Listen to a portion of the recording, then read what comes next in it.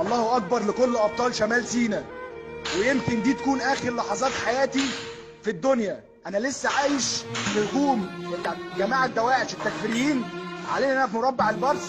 دخلوا بكام عربيه مفخخه وهدوا المبيدات وهدوا كل النقطه، وانا لسه عايش انا 4 عساكر متمسكين بالتبه ومتمسكين بالارض عشان خاطر زمايلنا الشهداء ما نسيبهمش ولا اي مصاب هنسيبه.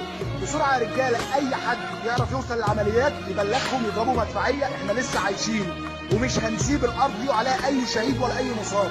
الله اكبر، لا نجيب حقهم لا نموت زيهم.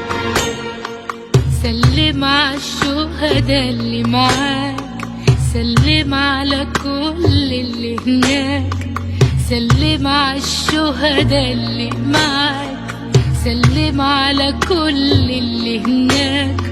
عمرك كان تمن الحرية لكن بلدك مش ناسية، وشك متسوق بالطيب وامك صبرها انك حي، وحياتك في وراك اخواتك، ارتاح انت وحقك جاي.